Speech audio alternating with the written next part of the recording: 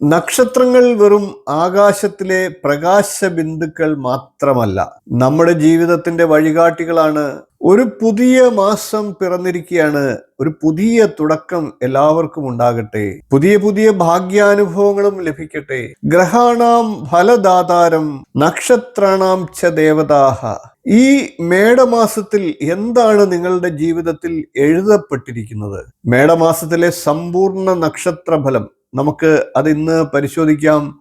ഇന്നത്തെ ഋഷിപ്രോക്തം ചാനലിലെ നക്ഷത്ര വിശേഷങ്ങളിലേക്ക് ഏവർക്കും എൻ്റെ ഹൃദ്യമായ സ്വാഗതം. നമുക്ക് ഓരോരോ രാശിക്കൂറുകാരുടെ ഫലത്തെ പറഞ്ഞു പോകാം. ആദ്യം മേടക്കൂറുകാരുടെ ഫലത്തെ പറയാം. മേടക്കൂറിൽ വരുന്നത് അശ്വതി, ഭരണി, കാർത്തികാൽ എന്നീ നക്ഷത്രങ്ങളാണ്. മേടക്കൂറുകാരെ സംബന്ധിച്ച് ഈ മാസം പൊതുവെ അനുകൂലമായിട്ടുള്ള ഫലങ്ങൾ പ്രതീക്ഷിക്കാം. ആരോഗ്യപരമായി മികച്ച അനുഭവങ്ങളും ഊർജവും അനുഭവപ്പെടുന്ന സമയമാണ്. എന്നിരുന്നാലും അമിതമായി അശ്രദ്ധയും അമിതമായിട്ടുള്ള അത്യധ്വാനവും ഒക്കെ പരമാവധി ഒഴിവാക്കുക. അതിനനുസരിച്ച് വിശ്രമവും കൂടി ശരീരത്തിന് കൊടുക്കുക.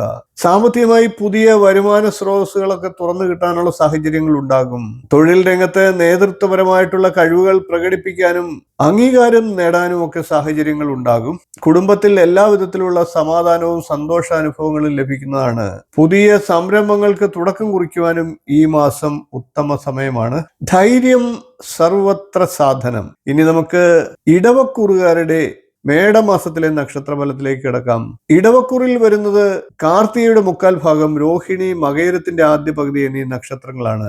ഇടവക്കൂറുകാരെ സംബന്ധിച്ച് മേടമാസം ചില വെല്ലുവിളികൾ നിറഞ്ഞതാകാൻ സാധ്യതയുണ്ട്. ആരോഗ്യകാര്യത്തിൽ ശ്രദ്ധ പുലർത്തേണ്ടതായിട്ടുണ്ട്. ചെറിയ ചെറിയ അസുഖങ്ങളെ ഒന്നും അവഗണിക്കാതിരിക്കുക. സാമ്പത്തികമായി അനാവശ്യമായിട്ടുള്ള ചെലവുകൾ വർദ്ധിക്കാൻ സാഹചര്യമുണ്ട്. അത്തരം കാര്യങ്ങളിൽ ശ്രദ്ധയോടുകൂടി ഇടപെടുക. തൊഴിൽ രംഗത്ത് ചില തടസ്സങ്ങളും ഉണ്ടാകാം. എന്നിരുന്നാലും കഠിനാധ്വാനത്തിലൂടെ ലക്ഷ്യം നേടാൻ സാധിക്കുന്നതാണ്. കർമാധിപനായിട്ടുള്ള ശനി 11ലാണ്. കുടുംബത്തിൽ ചില അഭിപ്രായ വ്യത്യാസങ്ങൾ ഉണ്ടാകാം. ധ്യാനം പരിശീലിക്കുന്നത് ഉത്തമമാണ്. ക്ഷമ കൈവിടാതിരിക്കുക. ഉദ്ധരോധാത്മനാത്മാനം എന്ന വാക്യത്തെ മനസ്സിൽ വെക്കുക. ഇനി നമുക്ക് മിഥുനക്കൂറുകാരുടെ മേടമാസത്തിലെ സമ്പൂർണ്ണ നക്ഷത്രഫലത്തിലേക്ക് കിടക്കാം. മിഥുനക്കൂറിൽ വരുന്ന മകയിരത്തിന്റെ രണ്ടാം പകുതി, തിരുവാതിര, പുണർദത്തിന്റെ മുക്കാൽ ഭാഗം എന്നീ നക്ഷത്രങ്ങളാണ്. മിഥുനക്കൂറുകാർക്ക് ഈ മാസം നേട്ടങ്ങളുടെ കാലമായിരിക്കും. സാമ്പത്തികമായി അപ്രതീക്ഷിത വരുമാനം ഉണ്ടാകുന്നതാണ്. തൊഴിൽ രംഗത്ത് മികച്ച അവസരങ്ങൾ ലഭിക്കുന്നതാണ്. നിലവിലുള്ള ജോലിയിലൊക്കെ ഉദ്യോഗ കയറ്റവും ശമ്പള വർധനയും ഒക്കെ ലഭിക്കാം. സാമൂഹ്യ ബന്ധങ്ങളൊക്കെ മെച്ചപ്പെടുന്നതാണ്. സുഹൃത്തുക്കളുടെ സഹായങ്ങളും സഹകരണങ്ങളും ഒക്കെ പ്രതീക്ഷിക്കാം. കുടുംബത്തിൽ പൊതുവെ സന്തോഷവും ഐശ്വര്യവും നിലനിൽക്കുന്നതാണ്. പുതിയ ആശയങ്ങളൊക്കെ പ്രാവർത്തികമാക്കാൻ പറ്റിയ സമയമാണ്. മിഥുനക്കൂറുകാരോട് പറയാനുള്ളത്, ഇത് നിങ്ങളുടെ ഉയർച്ചയുടെ കാലമാണ്. അതിനനുസരിച്ച് കഠിനാധ്വാനം ചെയ്യുക. ഇപ്പോൾ നമുക്ക് കർക്കിടകക്കൂറുകാരുടെ മേടമാസത്തിലെ സമ്പൂർണ്ണ നക്ഷത്രഫലത്തെ നോക്കാം. കർക്കിടകക്കൂറിൽ വരുന്നത് പുണർദത്തിന്റെ കാൽഭാഗം, പൂയം, ആയില്യം എന്നീ നക്ഷത്രങ്ങളാണ്. കർക്കിടകക്കൂറുകാരെ സംബന്ധിച്ച് ഈ മാസം തൊഴിൽപരമായി വളരെ മികച്ച മാസമായിരിക്കും. കഠിനാധ്വാനം ചെയ്യുന്നവർക്ക് അംഗീകാരങ്ങൾ ലഭിക്കുന്നതാണ്. ഉദ്യോഗ കയറ്റമൊക്കെ ലഭിക്കുന്നതാണ്. സാമ്പത്തികമായി സ്ഥിരത കൈവരിക്കാൻ സാധിക്കുന്നതാണ്. ചില നിക്ഷേപങ്ങളിൽ നിന്ന് ലാഭം ലഭിച്ചേക്കാം. കുടുംബത്തിൽ സമാധാനപരമായിട്ടുള്ള അന്തരീക്ഷം നിലനിൽക്കുന്നതാണ്. ഐശ്വര്യം ഉണ്ടാകുന്നതാണ്. പൊതുരംഗത്തൊക്കെ പ്രവർത്തിക്കുന്നവർക്ക് കൂടുതൽ ജനോപകാരപ്രദമായ കാര്യങ്ങളിൽ ഇടപെടാനും തിളങ്ങുവാനും ഒക്കെ സാഹചര്യമുണ്ടാകും. യാത്രകൾക്കും സാഹചര്യമുണ്ട്. ഓർമ്മയിൽ വയ്ക്കുക, കർമ്മണ്യവാധികാരസ്ഥേ. ഇനി നമുക്ക് ചിങ്ങക്കൂറുകാരുടെ മേടമാസത്തിലെ സമ്പൂർണ്ണ നക്ഷത്രഫലത്തിലേക്ക് കിടക്കാം. ചിങ്ങക്കൂറിൽ വരുന്നത് മകം, പൂരം, ഉത്രം, കാൽ എന്നീ നക്ഷത്രങ്ങളാണ്. ചിങ്ങക്കൂറുകാരെ സംബന്ധിച്ച് ഈ മാസം ഭാഗ്യാനുഭവങ്ങൾ വർദ്ധിക്കുന്ന മാസമാണ്. സാമ്പത്തികമായി നല്ല അനുകൂലമായിട്ടുള്ള മാറ്റങ്ങൾ പ്രതീക്ഷിക്കാം. ഭാഗ്യം മൂലം വരുമാനത്തിൽ വർധനവുണ്ടാകാനുള്ള സാഹചര്യമുണ്ട്. തൊഴിൽ രംഗത്ത് മേലധികാരികളിൽ നിന്ന് പൂർണ്ണ പിന്തുണ ലഭിക്കുന്നതാണ്. കുടുംബത്തിൽ എല്ലാവിധത്തിലും സന്തോഷവും സമാധാനവും ഒക്കെ നിലനിൽക്കുന്നതാണ്. തീർത്ഥാടന കാര്യങ്ങളിലൊക്കെ ഏർപ്പെടാൻ സാധ്യതയുണ്ട്. പൊതുവെ മാനസികമായി ആത്മീയ ചിന്തകൾ വർദ്ധിക്കുന്ന മാസമാണ്. എന്നാൽ പിതാവിനോ പിതൃതുല്യരായവർക്കോ രോഗസാധ്യതകൾക്കും സാഹചര്യം ഉണ്ടാകാം. ചിങ്ങക്കൂറുകാരെ, ആത്മീയതയിലേക്ക് ഒരു വിളി നിങ്ങളെ കാത്തിരിക്കുന്നുണ്ട്. ഇനി നമുക്ക് കന്നിക്കൂറുകാരുടെ മേടമാസത്തിലെ സമ്പൂർണ്ണ നക്ഷത്രഫലത്തെ നോക്കാം. കന്നിക്കൂറിൽ വരുന്നത് ഉത്രത്തിന്റെ മുക്കാൽ ഭാഗം, അത്തം, ചിത്തിരയുടെ ആദ്യ പകുതി എന്നീ നക്ഷത്രങ്ങളാണ്. കന്നിക്കൂറുകാർക്ക് ഈ മാസം അപ്രതീക്ഷിതമായിട്ടുള്ള ചില വെല്ലുവിളികൾ നേരിടേണ്ടി വന്നേക്കാം. ആരോഗ്യപരമായി പൊതുവെ കൂടുതൽ ശ്രദ്ധ ആവശ്യമായിട്ടുള്ള സമയമാണ്. സാമ്പത്തികമായി ചില നഷ്ടങ്ങൾ വരാനുള്ള സാഹചര്യവുമുണ്ട്. ചെലവ് വർദ്ധിക്കാതെ ശ്രദ്ധിക്കുക. സ്വയം തൊഴിൽ ചെയ്യുന്നവർക്കൊക്കെ ചില തടസ്സങ്ങൾ ഉണ്ടാകുമെങ്കിലും സ്ഥിരത നിലനിർത്താൻ കഠിനാധ്വാനത്തിലൂടെ സാധിക്കുന്നതാണ്.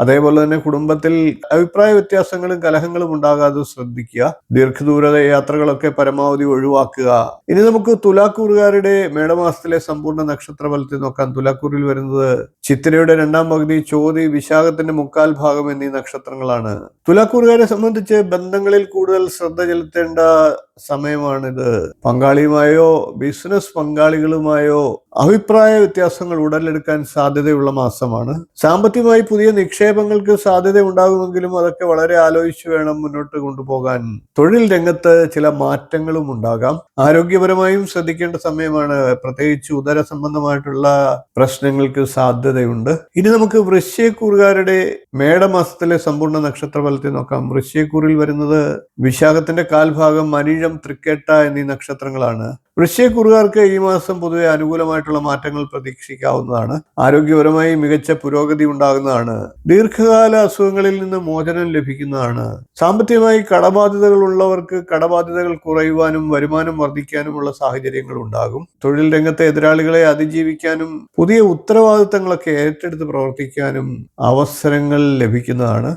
നിയമപരമായിട്ടുള്ള കാര്യങ്ങളിൽ വിജയം പ്രതീക്ഷിക്കാവുന്നതാണ്. വൃശ്ചികക്കൂറുകാർക്ക് വിജയം നിങ്ങളുടെ കൈവശം വരുന്നതാണ്. ഇനി നമുക്ക് ധനുക്കൂറുകാരുടെ മേടമാസത്തിലെ സമ്പൂർണ്ണ നക്ഷത്ര ഫലത്തെ നോക്കാം. ധനുക്കൂറിൽ വരുന്നത് മൂലം, പൂരാടം, ഉത്രാടം, കാലി എന്നീ നക്ഷത്രങ്ങളാണ്. ധനുക്കൂറുകാരെ സംബന്ധിച്ച് ഈ മാസം സന്താനങ്ങളുമായിട്ട് ബന്ധപ്പെട്ട കാര്യങ്ങളിൽ കൂടുതൽ ശ്രദ്ധ ചെലുത്തേണ്ട സമയമാണ്. സാമ്പത്തികമായി ഊഹക്കച്ചവടങ്ങളിൽ നിന്ന് ലാഭം പ്രതീക്ഷിക്കാവുന്നതാണ്. എങ്കിലും അമിതമായിട്ടുള്ള സാഹസങ്ങളൊക്കെ ഒഴിവാക്കുക. തൊഴിൽ രംഗത്ത് പുതിയ പ്രോജക്റ്റുകളൊക്കെ ഏറ്റെടുക്കേണ്ട സാഹചര്യങ്ങൾ ഉണ്ടാകും. പ്രണയബന്ധങ്ങളിൽ നല്ല സമയമാണ്. വിവാഹ കാര്യത്തിലും അനുകൂല സമയമാണ്. കലാപരമായിട്ടുള്ള കഴിവുകൾ വികസിപ്പിക്കാൻ അവസരങ്ങൾ തേടിയെത്തുന്നതാണ്. ഇനി നമുക്ക് മകരക്കൂറുകാരുടെ മേടമാസത്തിലെ സമ്പൂർണ്ണ നക്ഷത്ര ഫലത്തെ നോക്കാം. മകരക്കൂറിൽ വരുന്നത് ഉത്രാടത്തിന്റെ മുക്കാൽ, തിരുവോണം, ഔട്ടത്തിന്റെ ആദ്യ പകുതി എന്നീ നക്ഷത്രങ്ങളാണ്. മകരക്കൂറുകാരെ സംബന്ധിച്ച് ഈ മാസം കുടുംബപരമായിട്ടുള്ള വിഷയങ്ങളും വീടുമായിട്ട് ബന്ധപ്പെട്ട കാര്യങ്ങളിലുമൊക്കെ കൂടുതൽ ശ്രദ്ധ ചെലുത്തേണ്ട സാഹചര്യങ്ങൾ ഉണ്ടാകും. വീട് വാങ്ങുവാനോ പുതുക്കി പണിയുവാനോ ഉള്ള സാഹചര്യങ്ങൾ ഉണ്ടാകും. ആരോഗ്യപരമായി മാതാവിന് ചെറിയ ബുദ്ധിമുട്ടുകൾ ഉണ്ടാകാൻ സാധ്യതയുള്ളത് കൊണ്ട് തന്നെ മാതാപിതാക്കളുടെ കാര്യത്തിൽ, ആരോഗ്യകാര്യത്തിൽ പ്രത്യേകിച്ച് ശ്രദ്ധ ചെലുത്തേണ്ടതാണ്. സാമ്പത്തികമായി പുതിയ നിക്ഷേപങ്ങൾക്ക് അവസരങ്ങൾ ലഭിക്കുന്നതാണ്.